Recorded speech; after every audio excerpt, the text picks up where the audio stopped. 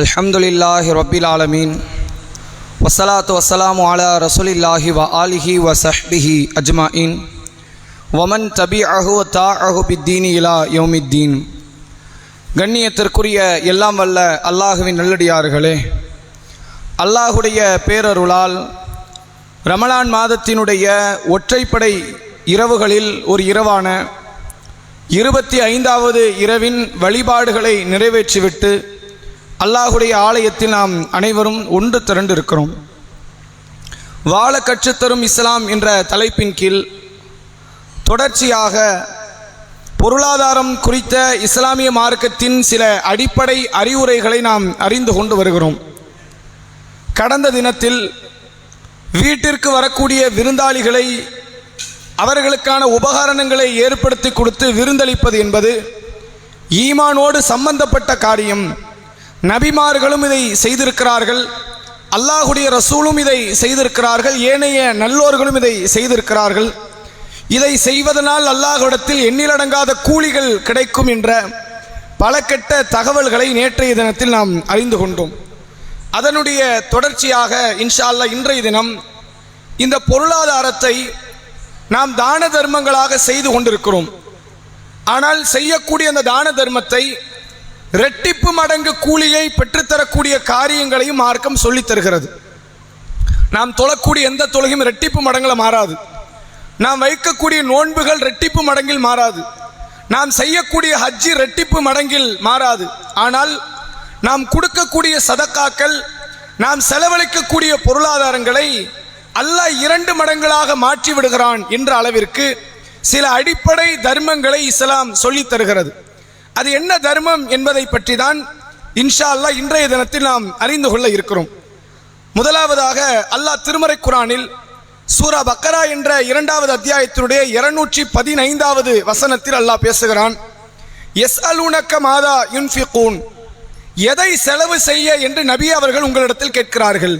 இந்த சஹாபாக்கள் நபியிடத்தில் வந்து கேட்கிறார்கள், யஸ்அலூனக மாதா யுன்ஃபிகூன், நாங்கள் எதை செலவு செய்ய என்று நபியே அவர்கள் உங்களிடத்தில் வந்து கேட்கிறார்கள்.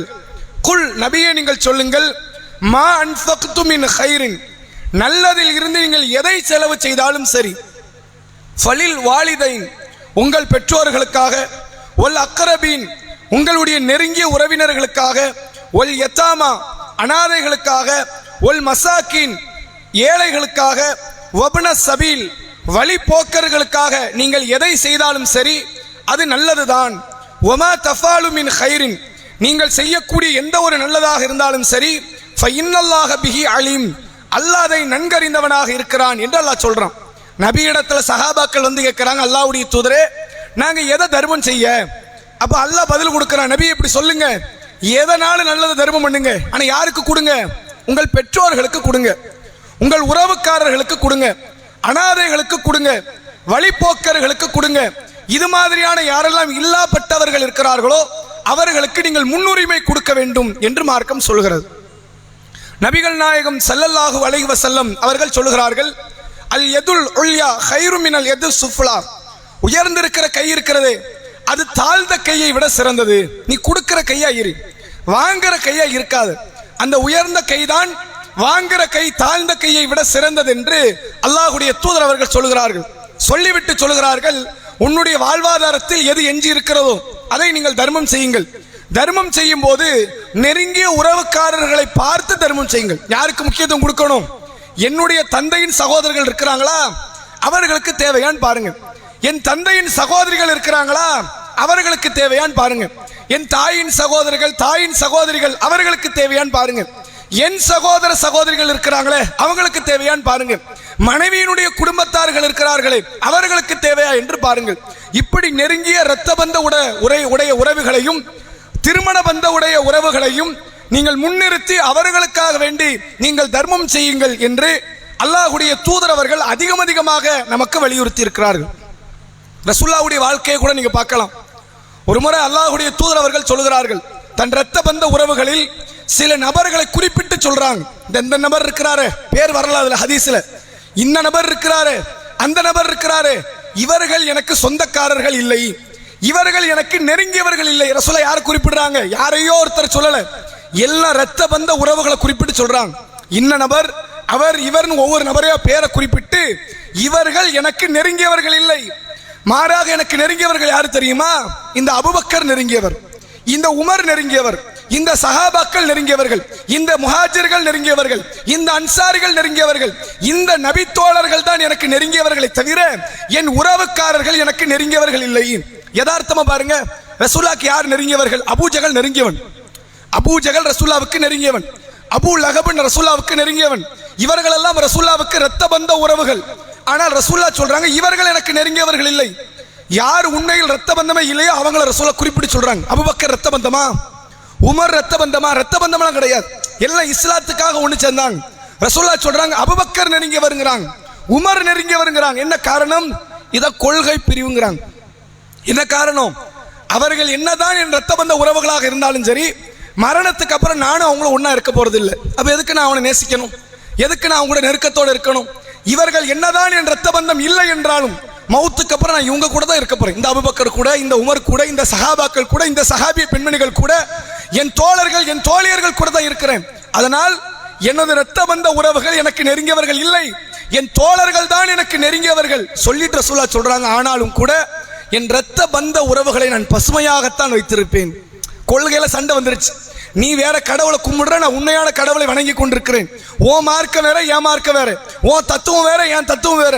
ஆனால் இந்த இரத்த பந்த உறவுகளை நான் ஒரு காலத்தில் முறிக்க மாட்டேன். அவங்களுக்கு என்னெல்லாம் தேவையோ, என்னால என்னவெல்லாம் முடியுமோ அதை நான் அவ்வப்போது கொடுத்தவர்களை அரவணைத்துக் கொள்வேன் என்ற விதமாக நபிகள் நாயகம் ஸல்லல்லாஹு அலைஹி வஸல்லம் அவர்கள் சொல்லுகிறார்கள்.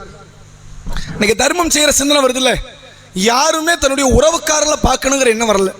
யாருக்கோ கொடுக்கணும். பள்ளிவாசல்ல ஒருத்தர் கை ஏந்தி நிற்பார், ஆபரேஷன் செலவு, கால் முடியல, பிள்ளைக்கு மருத்துவ செலவு, தாய் தந்தை பரிதாபகரத்தில் இருக்கிறாங்க, வாழ்வாதாரத்துக்கு வழி இல்லை, பசியோடு இருக்கிறாங்க அப்படின்னு உடனே கையில இருந்து 100, 500, 1000 வெளியே போகும். தப்பு கிடையாது, நல்ல தர்மம் பண்ணுங்க. ஆனால் இதே சூழ்நிலையில் உங்கள் குடும்பத்தில் இருக்கிறாங்களான்னு பாருங்க. அப்படிப்பட்டவர்களுக்கு நம்ம தர்மம் பண்ணியிருக்கிறோமா? ஏன் தர்மம் பண்றது இல்லை? அவனால எவ்வளவோ இடையூறு. தர்மத்தை வாங்குறான், லாபகரமா பெற்றான், வக்கனையா சாப்பிடுறான், நம்மளே குறை பேசுறான், என்னையே குறை பேசி கொண்டிருக்கிறான், என்னையே பெருமளவில் பாதிப்பை ஏற்படுத்துகிறான். உறவுக்காரர்கள் அதைத்தான் செய்வாங்க. உறவுக்காரர்கள் என்ன செய்வாங்க? நம்முடைய உறவுக்காரர்கள் நண்பர்களை விட நேசமிக்கவர்களாக இருக்க மாட்டாங்க, நமக்கு எதிரிகளாகத்தான் இருப்பார்கள், பொறாமை பிடித்து தான் இருப்பார்கள், புறம் பேசித்தான் திரிவார்கள், அவதூறு தான் பேசுவார்கள். உறவுக்காரர்கள் அப்படித்தான். உறவுக்காரர்கள் என்றைக்குமே மிக பெரும் நெருக்கத்தோடு இருக்க மாட்டார்கள். சில உண்மையான அல்லாவுக்கு பயந்த உறவுக்காரர்களை தவிர எல்லாருடைய மனநிலை எப்படி? இவனை கவுத்தியறணும், பொறாமை பிடித்து அதிகமான முறையில் எல்லா விதமான கெட்ட எண்ணங்களோடு தான் ஏராளமான உறவுக்காரர்கள் சமூகத்தில் இருக்கிறார்கள். ஆனால் இஸ்லாம் என்ன சொல்லுது தெரியுமா? எப்படி நினைக்கட்டும், என்ன விதமாக நினைக்கட்டும், நீ அவனுக்குத்தான் தர்மத்தை முதல்ல கொடுக்கணும். யாரு கொடுக்கணும்? உன் உறவுக்காரர்கள், தந்தை வழி உறவுக்காரர்கள், தாய் வழி உறவுக்காரர்கள், மனைவி வழி உறவுக்காரர்கள், சகோதர சகோதரிகள், இவர்களுக்குத்தான் உன் தர்மத்திலே அதிக முக்கியத்துவத்தை தர வேண்டுமே தவிர வேறு யாருக்கு நீங்க முக்கியத்துவத்தை அதிகம் கொடுத்து விடாதீர்கள் என்ற அளவிற்கு மார்க்கம் காட்டுகிறது. ரசூலுல்லாஹ்வுடைய காலத்துல ஒரு திருக்குர்ஆன் வசனம் ஒன்று இறங்குது. லன் தனாலுல் பிர்ர ஹத்தா துன்ஃபிகு மிம்மா துஹிப்பூன். நீங்கள் விரும்பியதை செலவு செய்யாதவரை நீங்கள் நன்மையை அடைந்து கொள்ளவே மாட்டீர்கள் அப்படின்னு அல்லாஹ் ஒரு வசனத்தை இறக்குறான். என்ன அர்த்தம்? உனக்கு பிடிச்சதை கொடு. நம்ம வீட்டில் எது வேண்டாத பொருளோ, எது கழிகிற பொருளோ, எதை தூக்கி எறியணும்னு நினைக்கிற பொருளோ அதை தர்மம் பண்ணாதீங்க, நன்மை கிடையாதுங்கிறான் அல்லாஹ். இந்த வசனம் இறங்கிய உடனே அபூ தல்ஹா என்ற ஒரு நபித்தோழர், ரசூலுல்லாஹ்வுடைய காலத்தில் ஒரு தலை சிறந்த தியாகியாக பார்க்கப்பட்ட அபூ தல்ஹா இஸ்லாத்தை ஏற்று சொற்ப நாட்கள் தான் ஆகுது. அவர் உடனடியாக ரசூலுல்லாஹ்ட்ட வராங்க. அல்லாஹ்வுடைய தூதரே, இப்படி ஒரு வசனம் இறங்கி இருக்குதாம உண்மையா? லன் தனாலுல் பிர்ர ஹத்தா துன்ஃபிகு மிம்மா துஹிப்பூன். நீங்கள் விரும்பியதை செலவு செய்யாதவரை நீங்கள் நன்மை அடைய மாட்டீர்கள் என்று அல்லாஹ் சொல்லுகிறான். எனக்கு ரொம்ப பிடிச்ச என்ன காரியம் என்ன தெரியுமா? இந்த மஸ்ஜித் நபவிக்கு எதிரில் பைருஹா என்ற ஒரு தோட்டம் இருக்கிறது. ஏன் தோட்டம்? யார் தோட்டம் அது? எனக்கு சொந்தமான நிலம். அந்த பைருஹா தோட்டத்தை பற்றி சஹாபாக்கள் வர்ணிச்சு பேசுறாங்க. மதீனா பள்ளிவாசலுக்கு எதிரில் இருக்குது. ரசூலுல்லாஹ் அசர் தொழுகை முடிச்சிட்டாங்க, நீங்க இந்த தோட்டத்துக்குள்ள வருவாங்க. நீர் ஊற்று உண்டு, மர நிழல்கள் அதிகமா இருக்கும். ரசூலுல்லாஹ் உள்ள வந்தாங்கன்னா தண்ணீரை குடிச்சு அந்த மர நிழல்ல கொஞ்சம் இளைப்பாறுவார்கள். அப்படிப்பட்ட ஒரு பிரம்மாண்டமான ஒரு தோட்டம். அந்த தோட்டத்தை பற்றி அபூ தல்ஹா சொல்கிறார், அல்லாஹ்வுடைய தூதரே, எனக்கு இந்த உலகத்தில் அதிகமாக பிடித்த ஒரு சொத்து இந்த பைருஹா. அல்லாஹ் என்ன சொல்றான்? பிடிச்சதை கொடுங்கிறான். எனக்கு பிடிச்சிருக்கு இந்த பைருஹா, நான் கொடுத்துட்டேன் உங்களுக்கு. நீங்கள் என்னவும் பண்ணுங்க, அதை ஏழை எளியவர்களுக்கு பிரித்து கொடுங்க, அல்லாஹ்வுடைய பாதையில் செலவழிக்க, ஒரு பள்ளிவாசல் கட்டுங்க, என்னத்தினால் பண்ணுங்க, உங்கள் கையில் ஒப்படைச்சிட்டேன். இதை அல்லாஹ்வுக்காக வேண்டி நான் தர்மம் செய்கிறேன் என்று அபூ தல்ஹா ரதியல்லாஹு அவர்கள் சொல்கிறார்கள். அப்போது ரசூலுல்லாஹ் சொல்றாங்க, அப்படியா, அல்லாஹ்வுக்காக தர்மம் பண்ண போறியா, நல்ல காரியம், நல்ல விஷயம், ஆனால் ஏன்ட்ட கொடுக்காத. என்கிட்ட கொடுத்தா என்ன ஆகும், யாரோ ஒரு ஏழைக்கு நான் கொடுப்பேன், தொலை தூரத்தில் வேறு தேசத்தில் நம்ம பகுதியில் எங்கேயோ இருக்கிற ஏழைகளுக்கு நான் பிரித்து கொடுப்பேன். ஆனால் உனது உறவினர்கள் ஏழையா இருக்காங்கன்னு கூட எனக்கு தெரியாது. என்ன அடிப்படை, உன் உறவுக்காரர்களுக்கு இதை பங்கு போட்டு கொடு. உன் சொந்த பந்தங்களை யாரெல்லாம் ஏழையா இருக்கிறாங்க, யாரெல்லாம் வாழ்வாதாரம் இல்லாமல் இருக்கிறாங்க, யாரெல்லாம் பிள்ளைகள் இல்லாமல் நெருக்கத்தையற்றவர்களாக இருக்கிறாங்க, அவர்களுக்கு இந்த தோட்டத்தை பங்கு போட்டு கொடுத்துரு. அல்லாஹ்விடத்தில் இதுதான் சிறந்த நன்மை என்று அல்லாஹ்வுடைய தூதர் அவங்க காட்டுறாங்க. ரசூலுல்லாஹ்ட்ட வந்த ஒரு தர்ம பொருள் ரசூலுல்லாஹ் பிரித்து கொடுத்துருக்கலாம். நபி என்ன பண்றாங்க, எனக்கு வேண்டாம், ஆல்ரெடி அங்கே சஹாபாக்கள் ஏழ்மையில் இருக்கிறாங்க, கஷ்டப்பட்டு கொண்டிருக்கிறாங்க.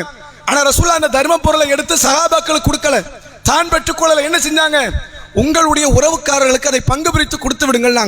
அந்த ஸ்பாட்டில் வச்சு அபூ தல்ஹா ரதியல்லாஹு அவர்கள் சொன்னார்கள், அல்லாஹ்வுடைய தூதரே, எனது இந்த தோட்டத்தை இன்னின்ன வகையில் இந்த உறவுக்காரர்களுக்கு நான் பிரித்து கொடுக்கிறேன்னு முடிவெடுக்கிறார். இது எது கவனிக்க வேண்டிய காரியம் என்ன தெரியுமா, தர்மம் செய்ய வேண்டும் என்று ரசூலுல்லாஹ்ட்ட வராங்க. ரசூலுல்லாஹ் இந்த தர்ம பொருளை எடுத்து கசானால போட்டு ஏழை எளியவர்களுக்கு கொடுக்கல. இதை விட சிறந்த காரியம் என்ன தெரியுமா, உன் உறவுக்காரர்களுக்கு கொடு. உன் உறவுக்காரர்களுக்கு கொடுப்பது ரெட்டிப்பு மடங்கு கூலி என்று மார்க்கம் காட்டுது. எந்த அளவுக்கு கூலி, 2 மடங்கு அல்ல கூலி தரம். பைருகா தோட்டத்தை கொடுக்க போறேன், இதுக்குன்னு அல்லாஹ் ஒரு வேலை வச்சிருப்போம்ல, ஒரு நன்மை, அது அல்லாஹ் டபுள் ஆக்கி தரும்.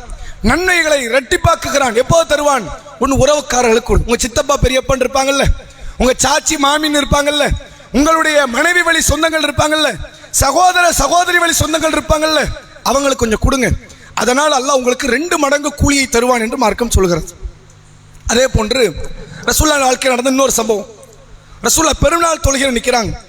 பெண்களை பார்த்து சொல்றாங்க, பெண்களே நிறைய தர்மம் பண்ணுங்க, நீங்க நரகத்தில் இருக்கிற நான் பார்த்தேன். உடனே ஒரு சஹாபி பெண்மணி கேட்டாங்க, பீமா யா ரசூலல்லாஹ், அல்லாஹ்வுடைய தூதரே, நாங்க மட்டும் ஏன் நரகத்தில் அதிகம்? ரசூலுல்லாஹ் சொன்னாங்க, நீங்கள் கணவன்மார்களுக்கு மாறு செய்றீங்க, இது உங்க பண்பாடு, உங்க பண்பு மாற போறது இல்லை, கொஞ்சம் கட்டுப்படுத்தி வச்சுக்கலாமே தவிர அது முழுமையாகலாம் மாறாது. அதனால் நீங்கள் தர்மத்தை செய்து அந்த பாவத்திற்கு நீங்கள் நன்மை தேடிக் கொள்ளுங்கள் என்று அல்லாஹ்வுடைய தூதர் அவங்க சொன்னாங்க. நிறைய சஹாபிய பெண்மணிகள் கழுத்தில் காதில் கடந்தெல்லாம் கழட்டி போட்டாங்க நகைகளை. அந்த கூட்டத்தில் கலந்து கொண்ட ஸைனப் ரலியல்லாஹு அன்ஹா, எந்த ஸைனப், அப்துல்லா இப்னு மசூத் என்று அழைக்கப்படுகிற நபி தோழரின் மனைவி ஸைனப் ரலியல்லாஹு அன்ஹா அந்த கூட்டத்தில் இருக்கிறாங்க. நகையை கொண்டு வரல. பெருநாள் தொழுகை முடிஞ்சு பயான் முடிகிறது, வீட்டுக்கு போறாங்க. போய் அவங்க வீட்டில் இருந்த அந்த நகைகளை எல்லாம் கலெக்ட் பண்றாங்க. இந்த நகையெல்லாம் தர்மம் பண்ணிடுவோம் அப்படின்னு முடிவு எடுக்கிறாங்க. முடிவெடுத்து வீட்டை விட்டு புறப்படுற நேரம் அப்துல்லா இப்னு மசூத் மறைக்கிறார், மறைச்சு நிற்கிறார். ஸைனபே, நீ தர்மம் பண்ண போற, யாரோ ஒரு ஏழையுடைய வைத்ததை அடைக்க போகுது, அது ஏன் வைத்து அடைச்சா தப்பு இல்லையே, நான் கஷ்டத்தில் இருக்கிறேன் உனக்கு தெரியுமா இல்லையா, நம்ம பிள்ளைங்க கஷ்டத்தில் இருக்கிறோம் தெரியுமா இல்லையா, நேற்று வரை அங்கு நகை இருந்தது அப்துல்லா இப்னு மசூதுக்கு தெரியும், ஆனால் கேட்கல. ஏன், அது சுயமரியாதைக்கு மாற்றம். இப்ப தர்மமும் வெளியே போதில்ல, வெளியே போற தர்மம் எனக்கு வந்த தப்பு கிடையாது, அதனால வாயை திறந்து கேட்கிறாரு, எனக்கு அந்த தர்ம பொருளை தரலாமேன்னு. ஸைனப் ரலியல்லாஹு அன்ஹா சொல்றாங்க, நான் ரசூலுல்லாஹ் கிட்ட பெர்மிஷன் கேட்காம எனக்கு முடிவு சொல்ல முடியாது, நான் நபிகிட்ட போய் கேட்டு வரேன்னு வந்துட்டாங்க. ரசூலுல்லாஹ் பெருநாள் தொழுகை முடிச்சு வீட்டில் இருக்கிறாங்க. பிலால் ரலியல்லாஹு அன்ஹு வாயில் காவலராக வெளியே நிற்கிறார். ஸைனப் அம்மையார் வராங்க, பிலால் கிட்ட சொல்றாங்க, நான் வந்திருக்கிறேன், நபிகிட்ட போய் சொல்லுங்கண்ணே.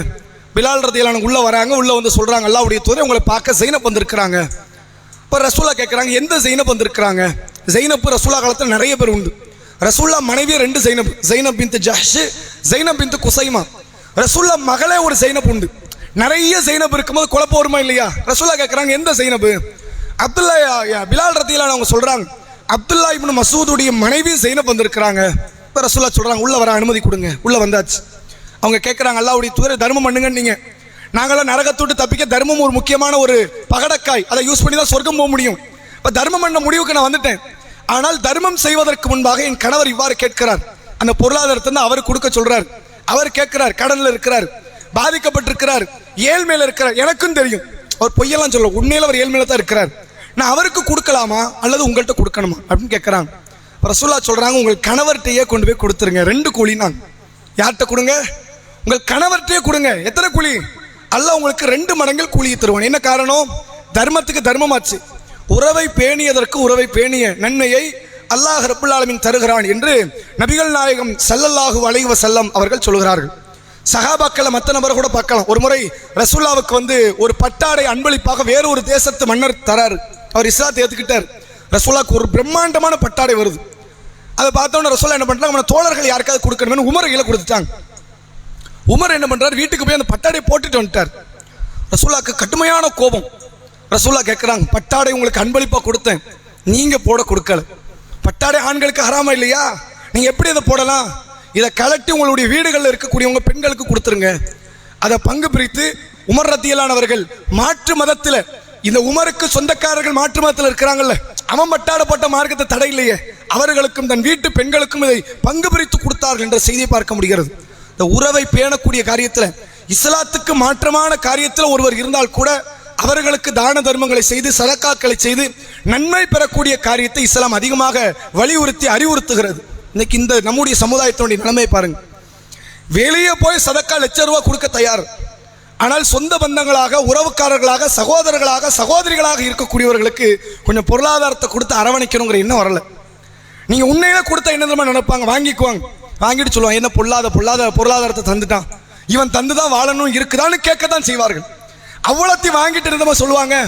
அதை ஒரு முறை நன்றி கட்டத்தனமாக நம்மிடத்துல பேசுவார்கள். நீ என்னத்தை எனக்கு கொடுத்துட்டேன்னு கேட்பான். உங்க அண்ணனே கேட்பார், உங்கள் தம்பி கேட்பார், உங்கள் சிறிய தந்தை பெரிய தந்தை கேட்பார், உங்கள் சொந்தக்காரர்களே கேட்பார்கள். உங்கள் சதக்காவை பெற்றுக்கொண்டு என்ன கேட்பாங்க, நீ என்னத்தை கொடுத்துட்ட, நீ கொடுத்தா வாழ்ந்துகிட்டு இருக்கிறேன், நீ தந்தா இருக்கிறேன் அப்படின்னு கேட்பாங்க. அல்லாவுக்காக நீங்க பொறுமையா இருக்கணும்.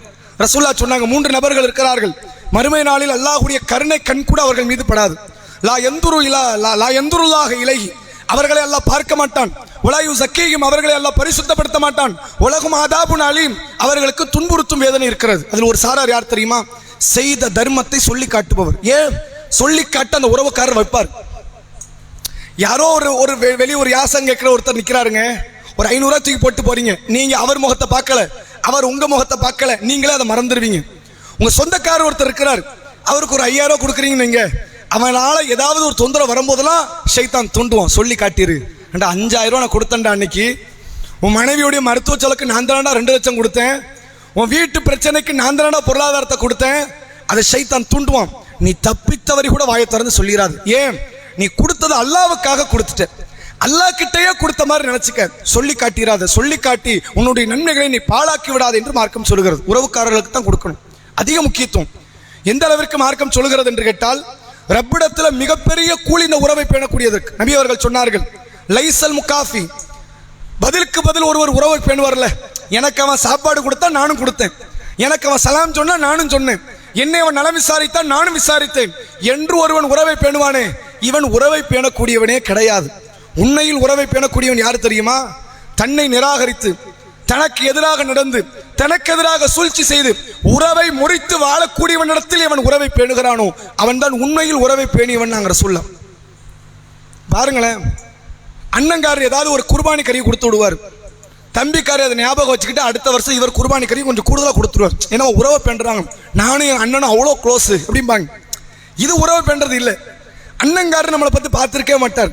அவர் செல்வந்தராக இருப்பார், நாம படுற கஷ்டத்தை அவர் கேட்க மாட்டார். நமக்கு எத்தனையோ பல வகையில் துரோகம் செய்திருப்பார், சொத்து பத்துகள் விஷயத்தில் அவர் கையாடல் செய்திருப்பார். ஆனால் கூட அவருடைய கஷ்ட காலத்தில் போய் நிற்கிறீங்க பார்த்தீங்களா, எந்த விதமான குற்றச்சொல்லை சொல்லாமல், அவர்களுக்கு எதிராக பேசாமல், அவர்கள் கஷ்ட காலத்தில் போய் நின்று அவர்களுக்கு உதவி செய்கிறீர்களே, இதைத்தான் இஸ்லாம் சொல்கிறது உறவை பேணுதல் என்று. இந்த பண்பாடு உண்டா? பஸ்ல போய்கிட்டு இருக்கிறோம், பயணப்பட்டுக்கிட்டு இருக்கிறோம், ஒரு நபர் எந்திக்கிறார், பை நீங்க உட்காருங்கிறார், நம்ம உட்கார்ந்துடுறோம். மீண்டும் அதே போன்ற பஸ் பயணத்தில் அவர் பார்க்கிறோம், நமக்கே மனசு வரும், பை நீங்க உட்காருங்க நான் நின்னுக்கிறேன் அப்படின்னு சொல்லுவோம். இது பேர் உறவு பெண்றதா? அவர் சீட்டு கொடுத்தாரு, நான் சீட்டு கொடுத்தேன், எல்லா முறையும் நம்ம சீட்டு கொடுத்துக்கிட்டே இருக்கிறோமா? கொடுக்க மாட்டோம். யாருக்கு கொடுப்போம்? யாரு நமக்கு கொடுக்கவே இல்லைனாலும் கொடுப்போம், உறவுக்காரர்களுக்கு கொடுப்போம். இஸ்லாம் அதைத்தான் சொல்லி தருது. பதிலுக்கு பதில் நீங்கள் உறவை பேணுகிறீர்களே, இது உறவை பேணுவது கிடையாது. நபி அவர்கள் சொன்னார்கள், லா யதுகுலுல் ஜன்னத காத்தியுன், உறவை முறித்து வாழக்கூடியவன் சொர்க்கம் நுழைய மாட்டான், அல்லாஹ் அவனுக்கு சொர்க்கத்தை தரமாட்டான் என்று மார்க்கம் சொல்கிறது. ஒரு முறை உறவு அல்லாஹ்விடத்தில் கேட்கிறது, யா அல்லாஹ், என்னை மனிதர்கள்ட்ட நீ அனுப்ப போற, உறவை பேணி சொல்லி இருக்க போற, ஆனால் மனிதர்கள் என்னை உறவை பேண மாட்டார்களே, உறவை துண்டாடுவார்களே, நான் என்ன செய்ய? அல்லாஹ் சொல்கிறான், உன்னோடு யார் உறவை பேணிக் கொள்கிறார்களோ அவர்களோடு நானும் உறவை பேணிக் கொள்வேன். அண்ணன் வேணும், தம்பி வேணும், சித்தப்பா வேணும், பெரியப்பா வேணும், ரத்த பந்தம் வேணும், எல்லாருமே வேணும் என்று எவன் நினைக்கிறானோ அவன் எனக்கு வேணும் அப்படின்னு அல்லாஹ் நினைப்பானாம். எனக்கு அண்ணனும் வேண்டாம், தம்பியும் வேண்டாம், அக்காவும் வேண்டாம், தங்கச்சியும் வேண்டாம், குடும்பத்தார் யாரும் வேண்டாம், நான் மட்டும் தனியா இருந்துட்டு போறேன், எவனுக்கு உதவி செய்ய மாட்டேன், எந்த உறவுக்காரனை மதிக்க மாட்டேன் என்று இருக்கிறானா, உறவை முறிக்கிறானா, அவனுக்கும் எனக்கும் உறவு கிடையாதுங்கிறான்ல. இவ்வளவு மோசமான காரியம்.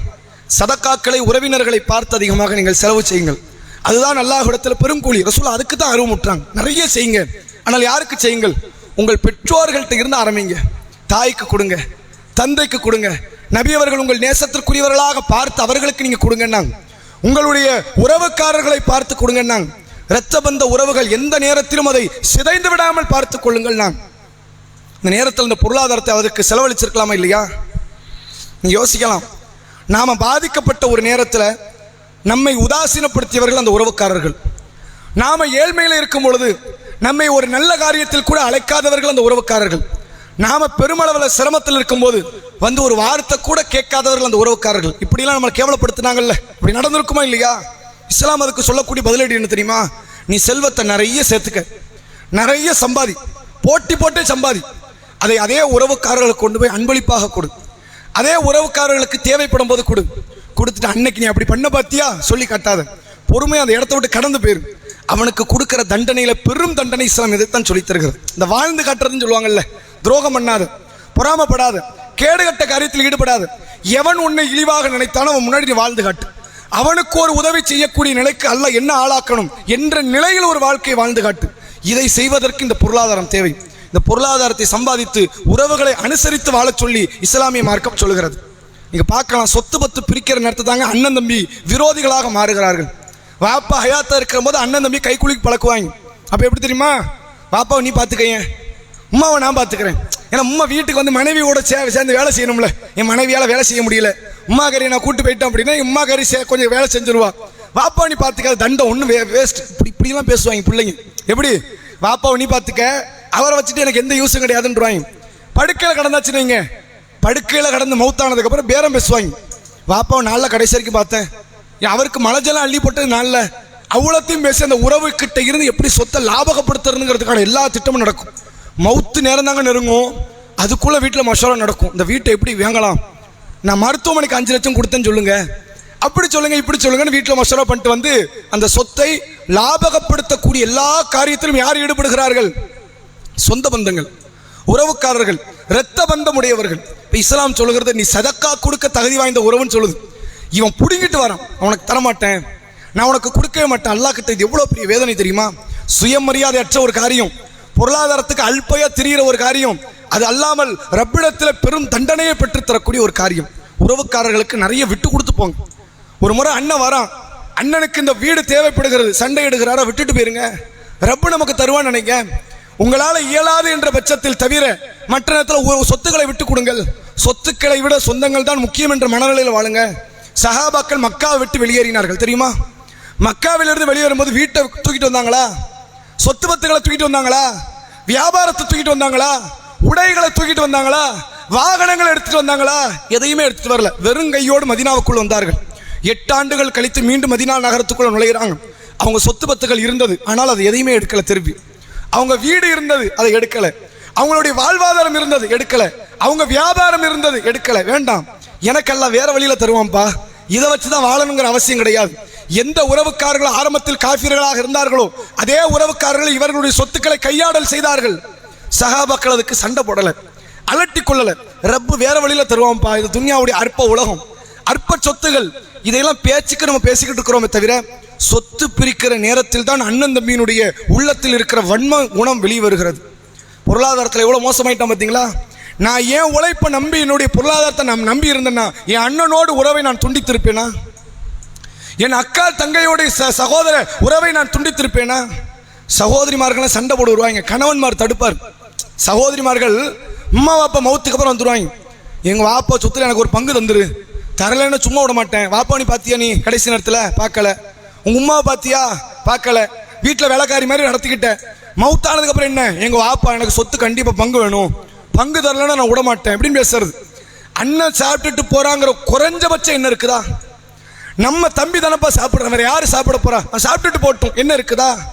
கணவன்மார்கள் தடுப்பாங்க. நம்மக்கிட்ட நிறைய இருக்குது, உன் அண்ணன் தம்பி எடுத்துட்டு போட்டோம், விடமாட்டேன், இது என் உரிமை, இது என்னது, இது என் ஹக்கு, என் ஹக்கை விடமாட்டேன்.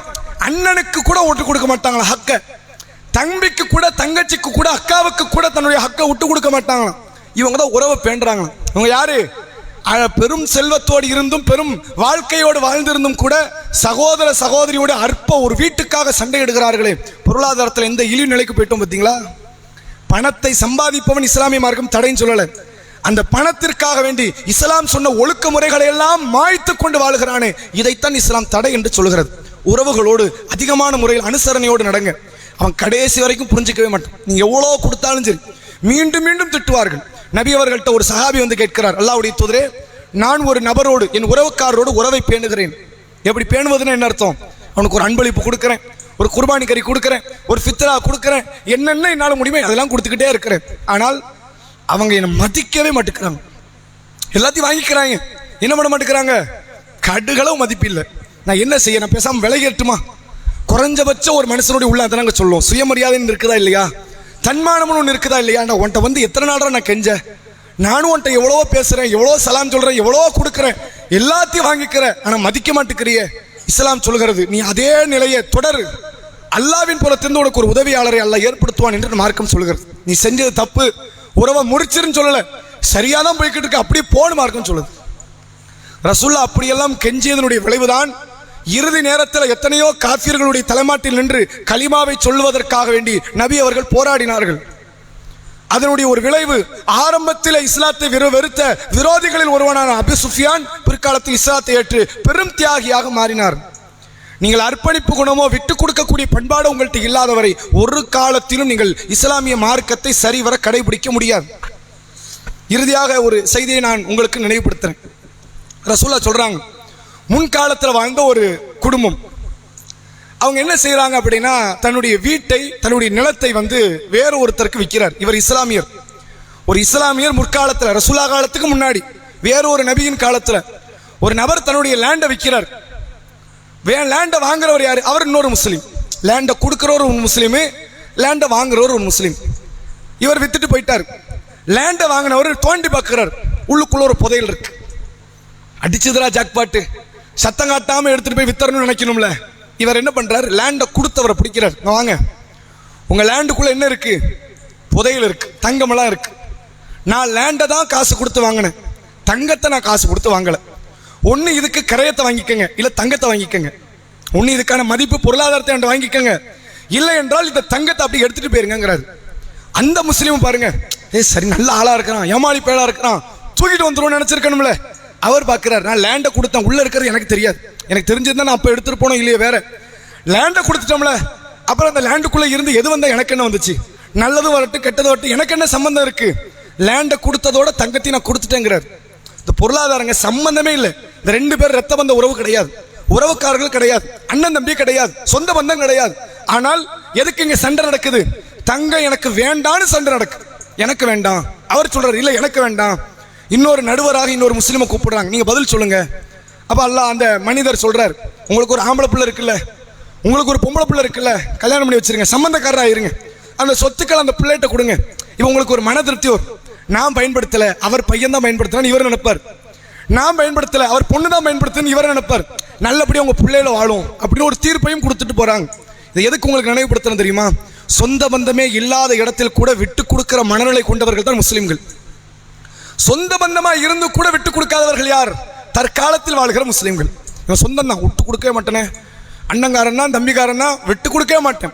ஒரு கருவறையிலிருந்து வந்தவர்கள், ஒரே ஒரு இந்திரிய துளியிலிருந்து வந்தவர்கள், இருவருக்கும் தந்தை ஒருவர் தாய் ஒருவர், ஆனால் விட்டு கொடுக்கிற மனநிலை கிடையாது. ஒரு மார்பிள பால் குடித்தவர்கள், விட்டு கொடுக்கிற மனநிலை கிடையாது. ஒரே முறையில் தன்னுடைய வாழ்க்கை அமைப்புகளை வாழ்ந்தவர்கள், விட்டு கொடுக்கிற மனநிலை வராது என்றால் இவர்களுடைய வாழ்க்கை எவ்வளவு மோசகரமா இருக்கு தெரியுமா? இஸ்லாம் சொல்லுகிறது, பொருளாதாரத்துக்கு ஆசைப்படு, ஆனால் உறவை தாண்டி பொருளாதாரம் முக்கியம் கிடையாது. அந்த பொருளாதாரம் போகட்டுமே, அது இருந்து என்ன இல்லாம இருந்து என்ன? ஒருவன் என் உறவுக்காரனுடைய வறுமையை நீக்காத ஒரு பணம் தேவையா? என் உறவுக்காரன் மருத்துவமனையில் இருக்கும்போது அவனை குணப்படுத்தாத பணம் தேவையா? அப்படி பணத்தை சேர்த்து வச்சு என்ன பாவா செய்ய போறோம்? அதை வச்சுட்டு என்ன பயன் இருக்கு? ஏதாவது அவசியம் இருக்குதா? எல்லாவற்றையும் அதிகமாக செலவழிங்கள். நபி அவர்களுடைய வாழ்க்கை அன்றைக்கு அவர்களுடைய குடும்பத்தார் மத்தியில் நிலைத்து நின்பதற்கு காரணம் என்ன தெரியுமா? ரசூலுல்லாஹ்வை பற்றி தவறான அவதூறு பேசுவதற்கு அவங்க நாக்குகள் நடுங்கியது. என்ன காரணம்? எவ்வளோ அந்த மனுஷன் பண்ணியிருக்காரு தெரியுமா? கொஞ்சமா நஞ்சமா அள்ளி அள்ளி கொடுத்திருக்கார். அவரை எப்படிப்பா கொல்லுவது, அவரை எப்படிப்பா அவதூறு பேசுவது, அவரை எப்படிப்பா தாக்குவது, இதுதான் அன்றைக்கு காஃபிர்களை தடுத்து நிறுத்தியது. இந்த உறவை பேணக்கூடிய விஷயத்திலே அதிகமான முறையில் பொருளாதார ரீதியான உதவிகளை செய்யுங்கள். அன்பளிப்புகளை கொடுத்துக்கிட்டே இருங்க. என்னென்ன அன்பளிப்பு கொடுக்க முடியுமோ கொடுங்க. அல்லாட்ட எல்லா அன்பளிப்புக்கும் 2 கூலி இருக்கு. நீங்கள் கொடுக்கக்கூடிய அற்ப கறி, அற்ப வீட்டினுடைய பொருளாதாரம், அற்ப வீட்டினுடைய சாமான்கள் எதுவாக இருந்தாலும் சரி, அல்லாஹ்விடத்திலே விலை மதிப்பற்ற பெரும் கூலியை மறுமையில் பெற்றுத்தரும். இரத்த பந்த உறவுகளை எதுவும் விட்டு கொடுக்காதீர்கள். அதோடு சேர்த்து இந்த மனைவி வழி சொந்தம் இருக்கும்ல, அதில் ஒரு ஆண்களுக்கு ஒரு தனி வைராக்கியம். உங்க அப்பாவுக்கு நியாயம் கொடுக்கணும், உங்க அம்மாவுக்கு நியாயம் கொடுக்கணும், உன் அண்ணன் தம்பிக்கு நியாயம் கொடுக்கணும். யோசிச்சு பாருங்க, அந்த பெண்ணுக்கு பொருளாதாரம் சம்பாதிக்கிற வலு கிடையாது, சம்பாதிக்கிற சூழ்நிலை கிடையாது. இருந்தாலும் நீ அனுமதி கொடுக்க போறதும் கிடையாது. உன் வீட்டில் தொண்டாற்றி கொண்டிருக்கக்கூடிய ஒரு பெண்மணி, அந்த பெண்மணி தான் அந்த குடும்பத்துக்கு ஒரே பிள்ளையா இருந்தா உன் மாமனார் மாமியாருடைய நிலைமை என்ன? அவர்களை நீ தான் அரவணைத்துக் கொள்ளணும்னு இஸ்லாம் சொல்லுது. இந்த மனைவி வழி சொந்தங்கள் இருக்குல்ல, இஸ்லாமிய மார்க்கம் இதற்கும் தனி முக்கியத்துவம் கொடுக்கு. அவங்களுக்கு கொடுங்க, அவர்களையும் நீங்கள் அரவணைத்துக் கொள்ளுங்கள். உன் தாய் தந்தை நீ எப்படி பார்க்குறியோ, மனைவியோடைய தாய் தந்தை நீ அப்படி பாரு. அதனால தான் இஸ்லாம் சொல்கிறது, சம்பந்தமே இல்லாத ஒரு பெண்ணை மகரம் லிஸ்ட்ல சேர்க்குது. எங்கும்மா எனக்கு மகரம், என் அக்கா தங்கச்சி எனக்கு மகரம், என் பொண்ணு எனக்கு மகரம், என் மாமியாரையும் எனக்கு மகரம் இஸ்லாம் சொல்லுது. ஏன் சொல்லுது? மகரம்னா என்ன அர்த்தம்? தனிமையில் இருக்கலாம் என்று அர்த்தம். அதான் மகரத்துக்கான அர்த்தம். என் அக்கா தங்கச்சி கூட நான் இருப்பேன், என் பொண்ணு கூட இருப்பேன், என் தாய் கூட இருப்பேன். அப்படி நீ உன் மாமியார் கூட இருக்கலாம். என்ன அர்த்தம்? அவர்களை நீ அரவணைத்துக் கொள்ள வேண்டும் என்பது இஸ்லாம் நிலைநாட்டுகிறது. உன் மாமனார் உனக்கு முக்கியம், உன் மாமியார் முக்கியம், அவர்களுக்கும் பொருளாதாரத்தை கொடு. உன்னுடைய மனைவியினுடைய குடும்பத்தார்களுக்கு பொருளாதாரத்தை நீ கொடுத்து அவர்களை தன்னிறைவுடையவர்களாக நீ ஆக்கு, கொடுக்கணும். இதே நிலைதான் நாம் பெண்களுக்கும் நினைவுபடுத்துகிறோம். நான் வாழ்ந்தா போதும், என் புள்ள வாழ்ந்தா போதும் நினைக்காதீங்க. என் கணவரை இந்த துன்யாவுக்கு கொண்டு வருவதற்கு அல்லாஹ் இவரை ஒரு காரணமாக்கினான் என்றால் அது ஒரு பெண்ணுடைய மாமனார், ஒரு பெண்ணுடைய மாமியார். நீங்க உங்க வாப்பா அம்மா கொஞ்சம் கூடுதலா கொடுங்கன்னு சொல்லுங்க. ரசூலுல்லாஹ்வுடைய காலத்துக்கு முன்பு வாழ்ந்த ஒரு இஸ்லாமிய பெண்ணுடைய குணத்தை நீங்கள் பாருங்கள். 3 பேர் குகையில போய் தஞ்சம் புகுறாங்க, தெரியுமில்ல? ஒரு மலையினால் குகைக்குள்ள போய் தஞ்சம் புகுறாங்க. ஒரு பாறை வந்து குகையை மறைத்துக் கொள்கிறது. 3 பேர் முடிவெடுக்கிறாங்க. அல்லாஹ் கிட்ட தான் செய்த நன்மையை பற்றி பேசுகிறார்கள். அல்லாஹ் கிட்ட பேசி, அல்லாஹ் எங்களை நீ காப்பாத்து. அதில் ஒருத்தர் சொல்றாரு, யா அல்லாஹ், நான் காலையிலே ஆடுகளை மேய்த்து விட்டு சென்று விடுவேன். ஆடு சாப்பிட்டாதான் பாலை கொடுக்கும், பாலை கொடுத்தாதான் அது எங்க வீட்டுக்கு சாப்பாடு.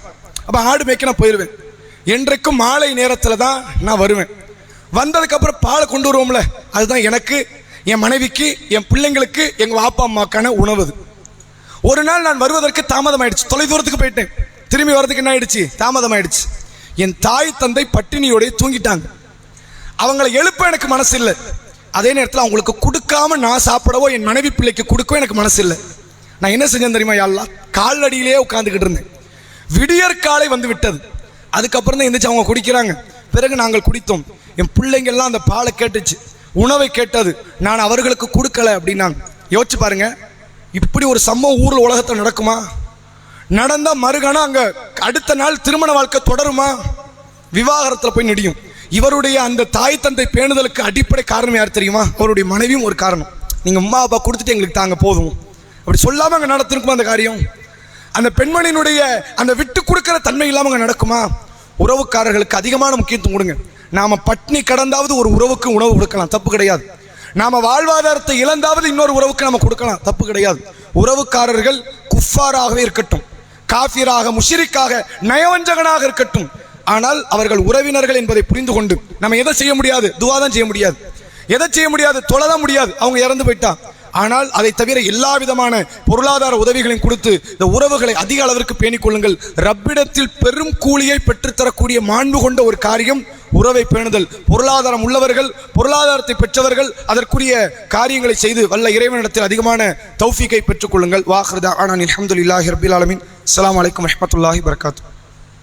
இன்றைய தினத்தில் கேள்வி என்ன அப்படின்னா, ரசூலுல்லாஹ் கிட்ட வந்து ஒரு குர்ஆன் வசனம் இறங்கியதனால ஒரு நபித்தோழர் ஒரு காரியத்தை செய்ய வந்தார். என்ன குர்ஆன் வசனம், எந்த நபித்தோழர் என்ன செஞ்சார், ரசூலுல்லாஹ் அதுக்கு என்ன கொடுத்தாங்க? 4 கேள்வி. எந்த குர்ஆன் வசனம், எந்த நபித்தோழர் என்ன செய்தார், நபி அதற்கு என்ன ரிப்ளை கொடுத்தாங்க? கை தூக்குங்க. 1 2 3. பதில் சொல்லாதவங்க யாராவது இருக்கீங்களா? இது வரைக்கும் நீங்கள் உண்டா இல்லையா? பதில் சொல்லலையா? நீங்கள் சொல்லியிருக்கீங்களா இதுக்கு முன்னாடி? ஒரு ஏதாவது சொல்லியிருக்கீங்களா இதுக்கு முன்னாடி? இல்லைங்க, சொன்னது இல்லையா? சரி சொல்லுங்க. அபூ தல்ஹா வாக்கியா அத்தியாயம் நானே சொல்லலையே, அதெல்லாம் தேவையில்லை, அது வாக்கியாவும் இல்லை. அதை நம்ம எக்ஸ்ட்ரா பதில் சொல்லி தப்பாயிடக்கூடாது. அது என்ன வசனம்? வாக்கியா இல்லை, என்ன வசனம்? சரி நீங்க சொல்லுங்க. தமிழ் அர்த்தம் சொல்லுங்க, அரபி கூட வேண்டாம்.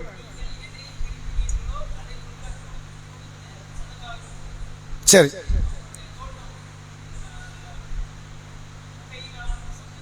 பைருஹா. சரி, முதல்ல நபி கிட்ட அவர் வந்து என்ன சொல்லுவார்?